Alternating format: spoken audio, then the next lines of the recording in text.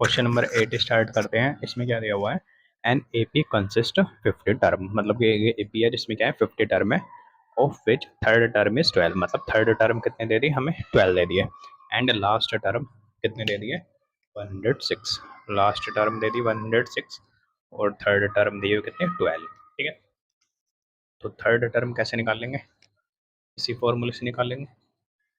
A3 third term है तो n की वैल्यू 3 हो जाएगी। थर्ड टर्म है तो एन की value 3, a plus N minus one into d. तो ए प्लस एन की जगह पे कितने, थर्ड टर्म है तो 3, तो 3 माइनस वन इंटू डी।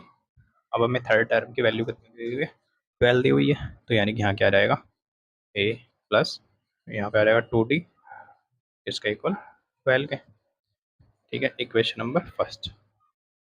अब लास्ट टर्म कितने टर्म बोल रहा है वो, 50, और लास्ट टर्म दी हुई है 106, यानी कि जो 50 टर्म है उसकी वैल्यू दी हुई है। ठीक है, तो यहाँ पे क्या हो जाएगी, एन की वैल्यू 50, तो इससे निकाल लेंगे A 50 equals to A plus 50 minus one, क्योंकि लास्ट टर्म है और लास्ट टर्म कितने हैं 50, N minus one into D, यानी कि ए प्लस 49d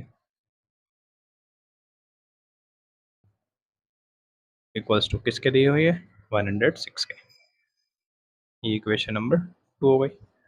अब दोनों इक्वेशन से हमें ए और डी की वैल्यू निकालनी है, जब भी तो हम क्या निकाल पाएंगे, 29 टर्म। ठीक है, अब देख रहे हैं यहाँ भी ए है यहाँ भी है, तो equation second minus equation first.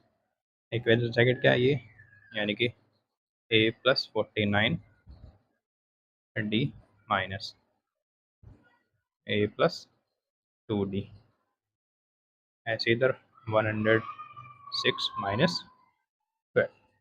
Second equation minus first equation, ये माइनस है इसलिए यहाँ पे ब्रैकेट लगाना पड़ा, क्योंकि माइनस से साइन चेंज हो जाएंगे, और उधर 106 माइनस 12, तो ये क्या हो जाएगा, ए प्लस 49d माइनस ए, और माइनस ये भी हो जाएगा माइनस का, और ये plus minus minus D equals to, इसमें से सब्ट्रैक्ट करेंगे तो 94।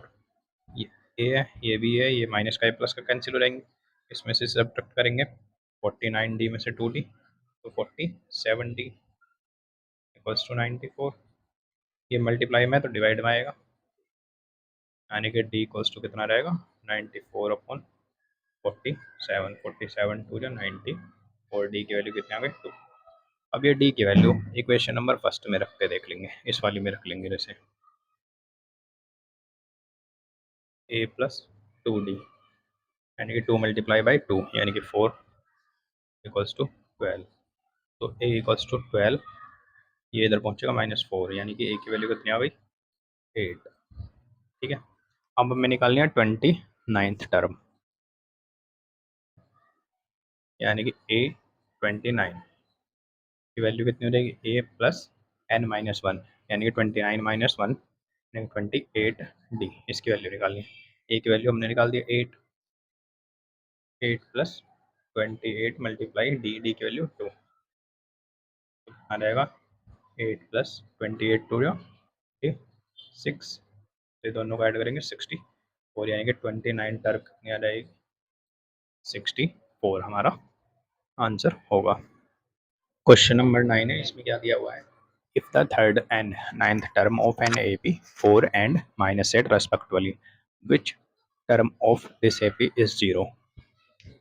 क्या दिया हुआ है कि थर्ड टर्म और नाइन्थ टर्म, यानी कि थर्ड टर्म कितनी है 4 है, और नाइन्थ टर्म कितनी है -8 है, फर्स्ट वाली ये और सेकंड वाली ये। ठीक है, विच ऑफ टर्म ये 0, मतलब कि कौन सी टर्म होगी इस एपी की जो 0 होगी। सबसे पहले तो जो गिवन है वो लिख लेते हैं, थर्ड टर्म यानी कि A3 कितने दी हुई है 4, और A9 कितना दिया हुआ है -8। A3 कैसे निकालेंगे, इसी फॉर्मूले से, A3 equals to A plus N minus one, N की जगह पे 3, -1 × d, यानी कि a + 2d किसके इक्वल दिया हुआ है 4 के। इक्वेशन फर्स्ट, हम a9 a + 9 - 1 × d, 9 - 1 यानी कि n की वैल्यू तो 9 है, तो यानी कि a + 8d इक्वल्स टू इसकी वैल्यू किसके a9 की कितना -8। Equation number 2। इन दोनों इक्वेशन से हमें a और d की वैल्यू निकालनी पड़ेगी। तो हम क्या करते हैं, जैसे equation number 2 minus equation number first कर देते हैं। तो इक्वेशन नंबर 2 क्या है, a + 8d minus a + 2d किसके इक्वल हो जाएगा -8 और -4। इक्वेशन नंबर 2 ये रही, माइनस इक्वेशन नंबर फर्स्ट, ऐसे इक्वल्स टू में राइट हैंड साइड इसकी इक्वेशन नंबर 2 की है -4। तो a + 8d -a और -2d, क्योंकि माइनस है तो साइन चेंज हो जाएंगे, और ये माइनस का 12 दोनों ऐड हो जाएंगे क्योंकि माइनस के, तो ए से ए कैंसिल, ये कितना हो जाएगा 8d में से 2d जाएंगे 6d, तो 6 इधर डिवाइड में आएगा तो d की वैल्यू कितनी आ जाएगी -2। ये मल्टीप्लाई में था, डिवाइड में 6 2 12, डी की वैल्यू आ गई है। डी की वैल्यू इसमें या इसमें किसी भी इक्वेशन में रख के ए की वैल्यू निकालेंगे। जैसे हमने फ्रॉम इक्वेशन फर्स्ट डी की वैल्यू रखते हैं इसमें, ए डी की वैल्यू रखेंगे -2, तो यहाँ हो जाएगा प्लस माइनस माइनस 2 2 जा 4, तो ए इक्वल्स टू ये इधर पहुँचेगा तो 4 + 4 8। ठीक है, अब निकालनी है which term of A P is 0, मतलब 0 कौन सी टर्म होगी। तो हमने मान लिया ए एन टर्म जो है, मतलब एन की वैल्यू हमें पता नहीं है कौन सी है, वो 0 है। Late A N term B 0 हमने मान लिया। हमें एन की वैल्यू निकालनी है, कौन सी टर्म है, विच टर्म, तो एन की वैल्यू निकालनी है। तो ए एन इक्वल्स टू, इससे निकालेंगे a + n - 1, ए की जगह पे 8 प्लस एन की वैल्यू तो निकालनी है, तो n - 1 इंटू डी की वैल्यू -2 मल्टीप्लाई -2। कौन सी टर्म 0 है, हम मान लिया था हमने ये 0 है, N to 8 plus n - 1 into -2, इसे इधर लेके आएंगे तो ये -8 हो जाएगा, और 0 में ऐड होएगा तो -8 इक्वल्स टू n - 1 इंटू -2।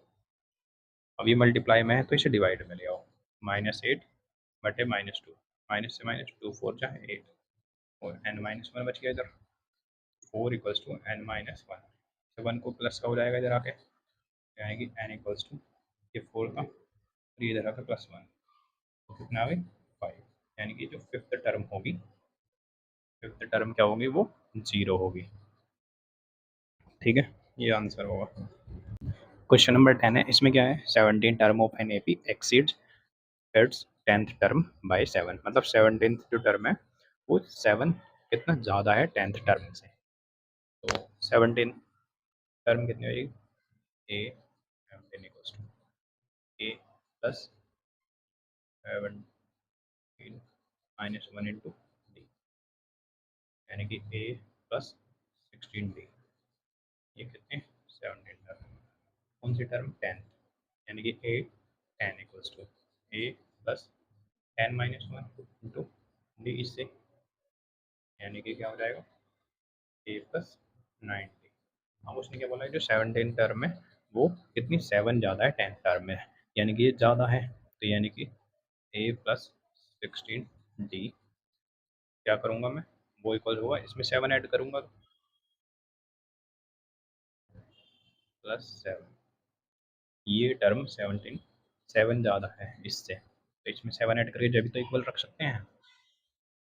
ठीक है, अब इनको इधर ले आएंगे, तो ए + 16 डी माइनस ए और -9 डी इक्वल्स टू 7, ये इधर पहुंच के माइनस का, ये इधर पहुंच के इक्वल्स टू के माइनस का, ये तो कैंसिल हो गए, यहाँ पे क्या बचा 16d - 9d, तो 7d इक्वल्स टू 7, तो d इक्वल्स टू 7, और ये मल्टीप्लाई में तो डिवाइड में आएगा 7 और 7 1 जा 7, तो यानी कि d की वैल्यू कितनी आ गई